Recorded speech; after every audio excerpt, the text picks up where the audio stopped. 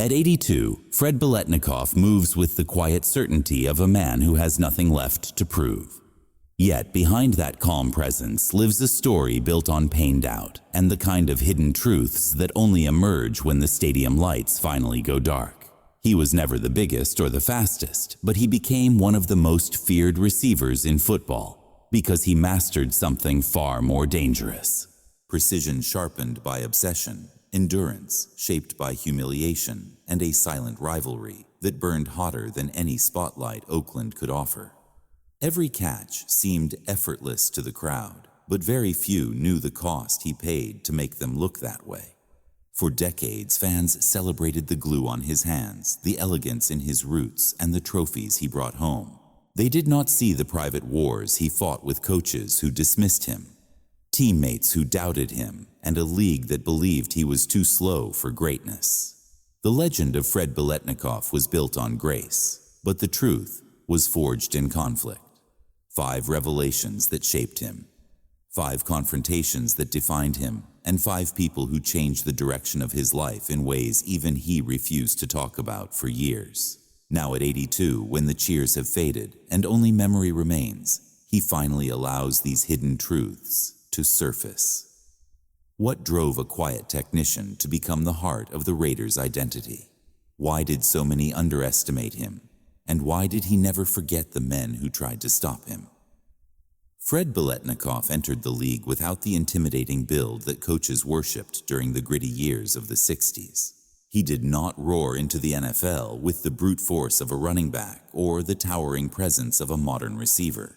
Instead, he arrived with a calm confidence that seemed almost misplaced in a sport defined by collision. He understood early that raw athleticism would never be his greatest weapon. Precision and discipline would become his path. He spent hours studying film, memorizing defensive tendencies, and rehearsing routes until every step felt like part of a carefully choreographed performance. To many teammates, he looked quiet. To opponents, he looked unthreatening. To those who studied him closely, he was preparing to carve out a legacy built on calculation rather than chaos. Oakland in the late 60s was a world that demanded toughness. Al Davis wanted speed swagger and a brand of football that embraced risk. The Raiders were messy and brilliant, aggressive and proud. Into that storm walked a receiver who relied on subtlety, footwork, and timing. The contrast shaped everything about his journey. He was not the explosive headline maker that the team often celebrated, but he was the dependable heartbeat of their passing game, a silent craftsman who turned difficult catches into routine moments. The trust he developed with his quarterbacks did not happen overnight. It was earned through years of repetition, determination, and a refusal to accept the limitations others tried to place on him. Yet behind the grace of his performance lived a constant undercurrent of doubt. Scouts had questioned his speed long before he entered the league. Coaches whispered that he would never survive the physical brutality of professional football. Even in Oakland, where Davis believed in him enough to let him grow, there were teammates who did not understand how someone who looked so average could become so essential. That doubt followed him into film rooms, training camps, and championship runs. It never stopped him. Instead, it became fuel. The turning point came when he realized that football was not only a test of strength, but a test of will. His preparation became almost obsessive. He learned to make defenders chase the wrong movement. He discovered how to control the rhythm of a play and bend it to his advantage. He used every criticism as a reminder that perfection was his only shield. Over time, the league adjusted. Cornerbacks began to dread covering him. Coaches redesigned coverages because of him.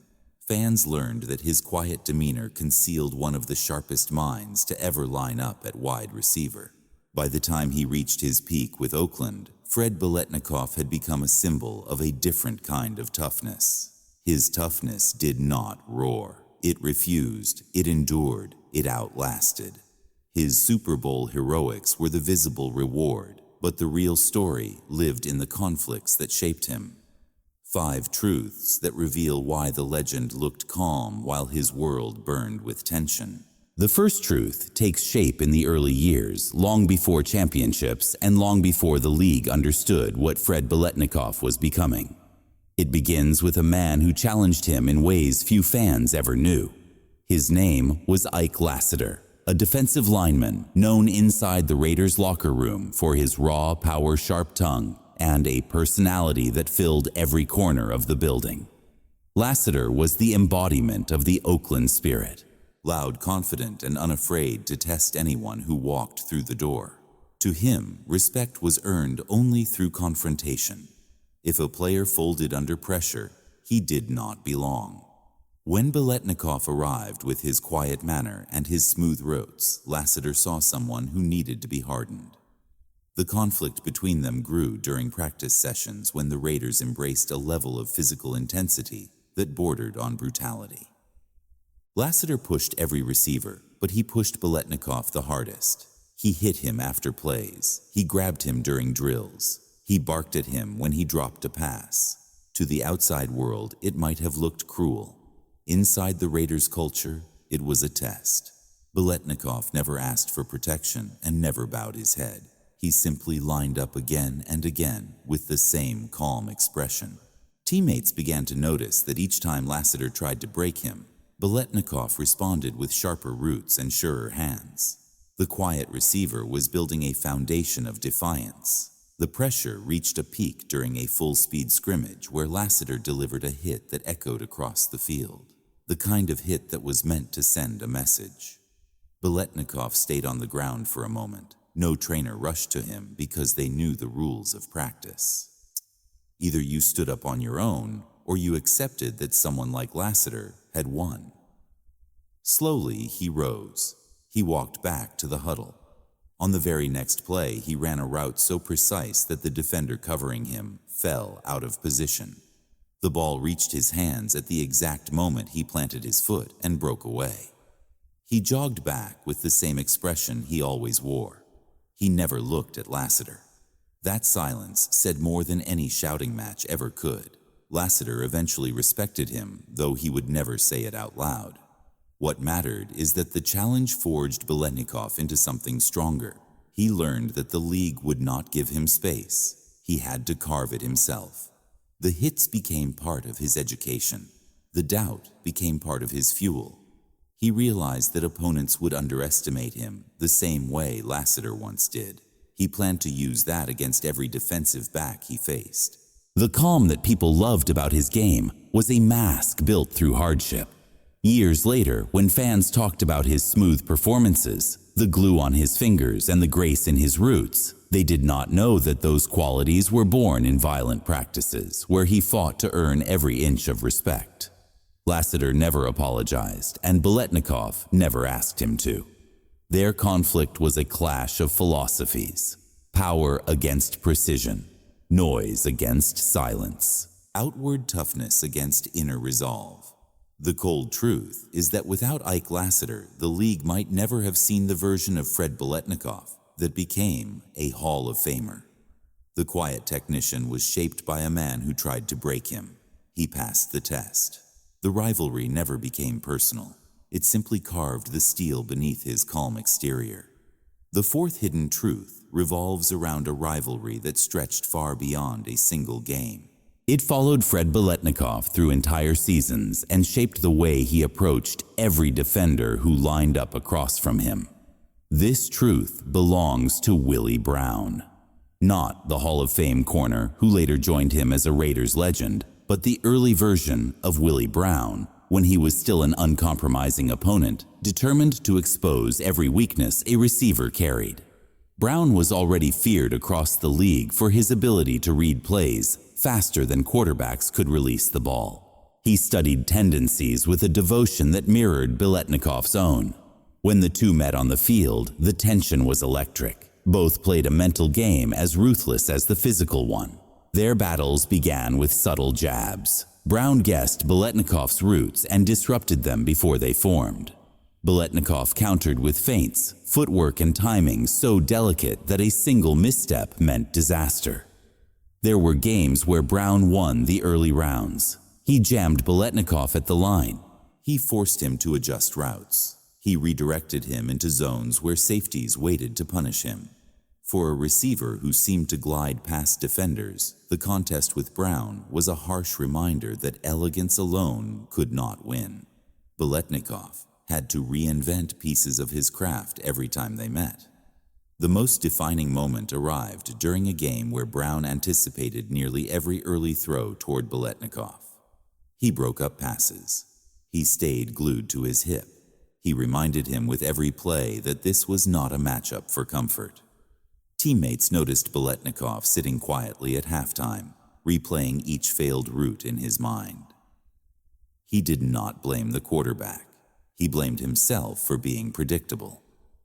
When the second half began, he returned with changes so subtle that only the most devoted student of the game could recognize them. He adjusted the length of his stems. He shifted the angle of his cuts. He slowed his release for half a second to force Brown into committing too early. The adjustments worked. Brown hesitated for the smallest moment, and Biletnikoff made him pay.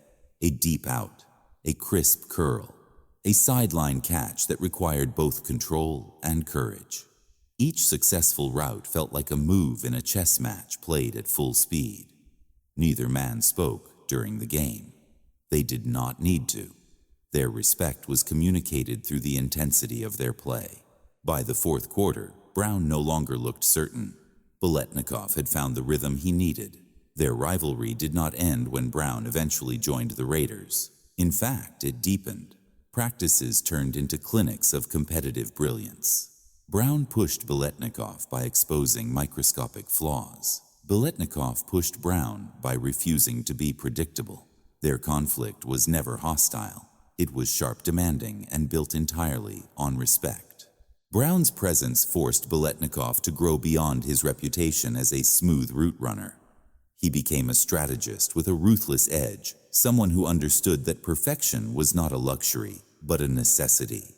Fans saw the touchdowns. They saw the sideline acrobatics. They saw the awards.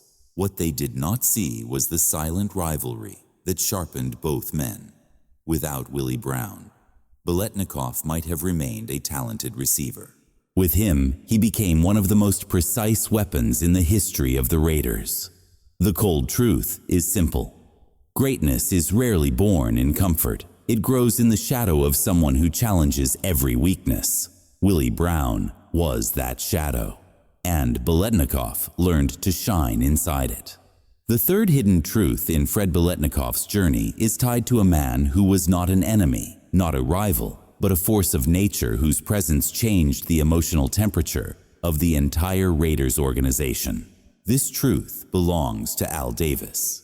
To most of America, he was the rebellious architect of the silver and black identity, a visionary who demanded speed, aggression, and absolute commitment to winning. To Biletnikoff, he was both mentor and storm. Davis believed in him at a time when others questioned his physical limitations, yet that belief came wrapped inside a pressure so intense that it shaped the very edges of Biletnikoff's personality. Davis treated every player differently. With some, he shouted. With others, he ignored. With Biletnikoff, he imposed expectations so precise that they felt like a blade pressed against the margin of error. If Biletnikoff ran a route one step too shallow, Davis noticed. If he hesitated at the line, Davis confronted him. The intensity was never personal. It was a reflection of what Davis saw in him. A receiver whose greatness depended not on size or speed, but on flawless execution. To Davis, perfection was not a goal. It was the standard. And he judged Biletnikoff by that standard every day. Their tension deepened during a stretch of games when Biletnikoff fought through nagging injuries that made his movements less fluid. Davis did not tolerate excuses. He did not soften expectations. Raiders football demanded resilience. Davis would watch film and point out moments where Biletnikoff favored one side or hesitated on a release. For most players, this level of scrutiny would crush confidence. For Biletnikoff, it ignited something inside him. He began arriving earlier to practice. He stayed later in film rooms. The more Davis pushed, the more determined he became. He wanted to satisfy the man who had defended him to scouts and coaches. He wanted to prove that belief was not misplaced. The turning point came during a game where the Raiders struggled to find rhythm. Biletnikoff missed a catch he normally controlled with ease. When he reached the sideline, Davis stood without speaking. That silence was heavier than anger. It forced Biletnikoff to look inward. He returned to the field with a sharper edge. Moments later, he caught a crucial third down pass that required both concentration and courage. The stadium erupted. Davis simply nodded. That nod mattered more than applause. Their relationship was a paradox. Davis gave him opportunity, yet demanded perfection. He supported him while shaping him through unrelenting pressure. Behind closed doors, Biletnikoff understood that Davis was building him for moments when the game tightened and the team needed a steady hand. That pressure forged steel in a player who already possessed discipline. It carved away hesitation and left behind a receiver who embraced responsibility rather than feared it. Fans often credit Davis for the swagger of the Raiders. They credit him for the championships and the renegade culture. What they rarely acknowledge is the psychological burden he placed on the players he believed in the most. Biletnikoff was one of them. His quiet demeanor hid the weight he carried. Yet he never complained. He absorbed Davis's expectations and turned them into fuel. The cold truth is that Al Davis shaped Biletnikoff's greatness as much as any defender ever did. Their conflict was not built on hostility, but on demand. Davis saw what Biletnikoff could become before the rest of the league recognized it, and the receiver spent his entire career proving that Davis had chosen the right man. The second hidden truth behind Fred Biletnikoff's rise to greatness is tied to a defender who pushed him to the physical and emotional edge every time they met. This truth belongs to Mel Renfro of the Dallas Cowboys. Renfro was everything Biletnikoff was not: bigger, faster, more explosive out of his breaks. He carried the confidence of a multi-time Pro Bowler and the swagger of a man who could erase a receiver from a game without saying a single word. When the Raiders and Cowboys collided in the 70s, their matchups became a private war between two players who represented opposite philosophies of the position. Renfro approached football like a sprinter locked inside a fighter's frame. He closed gaps with frightening speed. He punished receivers who drifted across the middle. He made quarterbacks hesitate. To Biletnikoff, Renfro represented the pure physical challenge he could never win with athleticism alone. Every game against Dallas felt like an exam designed to expose every flaw in his timing and technique. If he was even half a step off, Renfro would swallow the root whole. Their most defining confrontation arrived during a nationally televised game where the Cowboys' defense took command early. Renfro blanketed Biletnikoff on the first few drives. He mirrored every cut, disrupted every break, and forced the Raiders to abandon several early passing attempts. The commentators praised Renfro's athleticism. They questioned whether Biletnikoff could keep pace with a defender who looked engineered to neutralize him. On the sideline, the quiet receiver sat with his head down, replaying every failed release through memory. He was not discouraged. He was recalibrating. When he returned to the field, he began testing Renfro's discipline. He lengthened his first steps to disguise his intentions. He varied his tempo so Renfro could no longer anticipate the timing. He used his body as a shield, placing himself between Renfro and the ball with clinical precision. Slowly, the tide shifted. A sideline catch, a perfectly timed curl, a crossing route that forced Renfro to chase instead of dictate. Each victory was small but symbolic. Biletnikoff had found cracks in Renfro's armor, and he exploited them with the patience of a craftsman. The most iconic moment came late in the fourth quarter when the Raiders desperately needed a spark. Biletnikoff lined up across from Renfro with the game hanging in the balance. The route was simple, a deep comeback. The execution had to be perfect. Biletnikoff sold the vertical push. Renfro committed.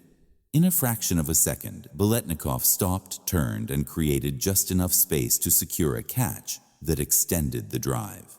It was not a highlight built on athletic force. It was a masterpiece built on intellect and nerve. The sideline erupted. Teammates slapped his helmet. Renfro stared at him, not with anger, but with respect.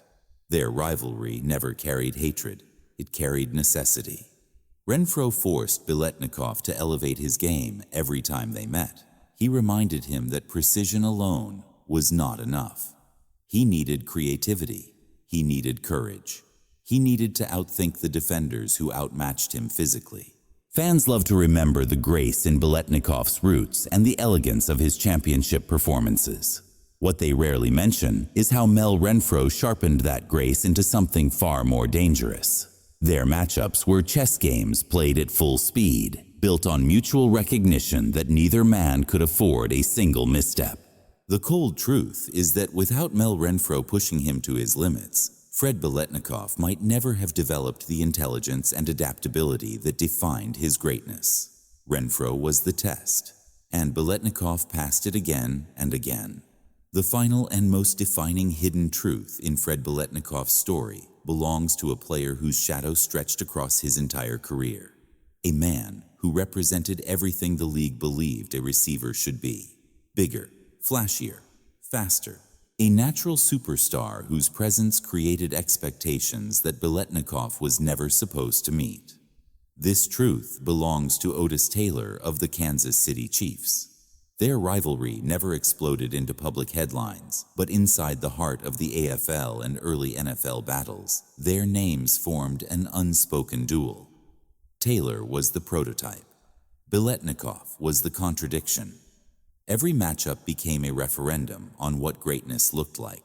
The Chiefs and Raiders carried one of the most volatile rivalries in football. Every game felt like a collision between ideologies. Kansas City thrived on structure, athleticism, and controlled aggression. Oakland embraced chaos, risk, and creativity. Taylor embodied the Chiefs' identity with his long strides, powerful frame, and ability to change a game with a single explosive catch. When he walked onto the field, defenders grew tense. When Biletnikoff walked onto the field, they often relaxed. That contrast fueled one of the quietest but most intense motivations of Biletnikoff's career. He wanted to prove that skill could defeat spectacle. Their most iconic confrontation came during a battle for playoff positioning, when both teams understood that the outcome would set the tone for the rest of the season.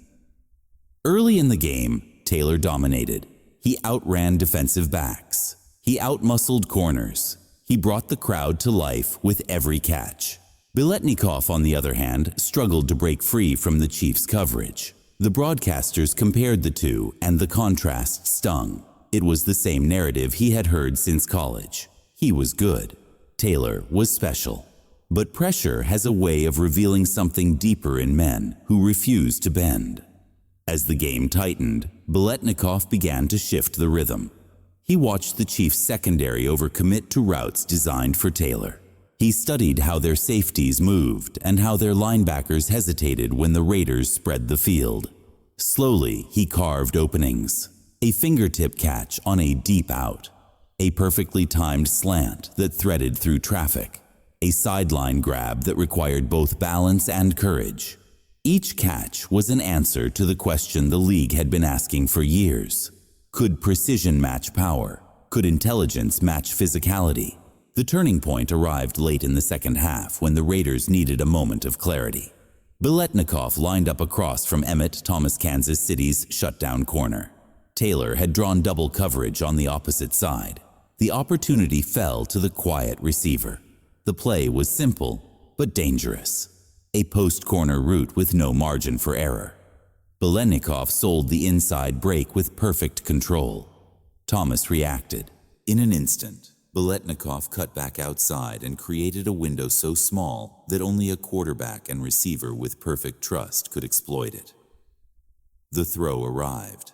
The catch was clean. The stadium erupted. On the sideline, Taylor watched with something close to admiration. The rivalry never became hostile. It became a measuring stick. Taylor's brilliance forced Biletnikoff to grow beyond limitations others had placed on him. Every time they shared a field, Biletnikoff elevated his craft. He refused to allow himself to be the afterthought. He refused to accept the narrative that greatness belonged only to those blessed with physical dominance. The cold truth is that Otis Taylor shaped Biletnikoff's identity as much as any coach, teammate, or opponent. Their contrast defined an era. One represented raw talent, the other represented mastery. And in the end, the league learned there are many paths to greatness, but only the most resilient can walk the quiet road Biletnikoff chose. The bonus truth in Fred Biletnikoff's story belongs to someone few fans would ever place on a list of defining figures. He was not a rival. He was not a defender who tormented him. He was not even someone who shared a position with him. The man who shaped one of the quietest corners of Biletnikoff's legacy was quarterback Ken Stabler, the Snake. Calm in chaos, reckless with purpose, and brilliant in the moments when logic insisted he should fail. Their connection was not built on flash. It was built on trust, carved from years of reading each other's intentions without a single spoken word. Stabler changed Biletnikoff's understanding of timing. The Snake loved to extend plays. He thrived when pockets collapsed and structure dissolved. For a receiver whose game was built on precision, this unpredictability forced an evolution. Biletnikoff learned how to improvise without sacrificing control. He learned to adjust routes mid-stride. He learned to trust that Stabler would place the ball exactly where it needed to be, even when everything else broke down. What began as a challenge grew into one of the most reliable partnerships in Raiders history. Their defining moment came during a game where the Raiders needed a miracle. The pass protection crumbled. Stabler drifted away from pressure with the same casual defiance that made him famous. Biletnikoff kept running, adjusting his route step by step until he found a sliver of space. Stabler threw across his body. The ball floated into a window that barely existed. Biletnikoff secured it with the grace that defined his career. The play symbolized their relationship, structure meeting chaos, precision meeting instinct. The cold truth is that Ken Stabler did not simply throw passes to Biletnikoff. He expanded the limits of what Biletnikoff believed he could do. In the quiet spaces between routes and broken plays, the two men built a connection that became part of Raiders mythology. When all the layers of Fred Biletnikoff's journey are peeled back, the picture that emerges is not the graceful receiver fans often remember. It is the survivor, the craftsman, the quiet thinker who built an entire career in the shadow of louder men, stronger men, and faster men. His story becomes clear only when each of the 5 hidden truths is placed side by side. Ike Lassiter forged his toughness with violence. Willie Brown sharpened his mind with rivalry. Al Davis tested his discipline with pressure. Mel Renfro pushed his creativity with speed. Otis Taylor defined his purpose with contrast.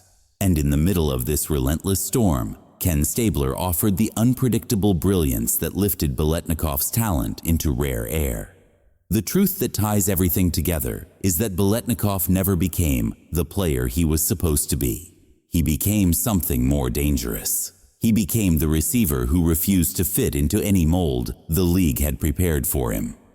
In an era obsessed with athletic gifts, he proved that intelligence could win games. In a league built on aggression, he showed that control could overpower chaos. He transformed the role of a receiver from a position defined by flash to a position defined by detail.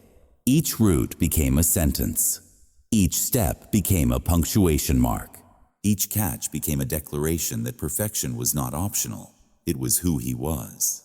The emotional climax of his story comes during the Raiders championship run, a time when the pressure surrounding the team reached its peak.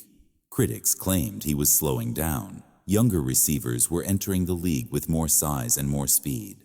The spotlight that once followed him began drifting to others. Yet in the most important moments, he delivered with the quiet certainty that had carried him his entire career. He caught passes at impossible angles.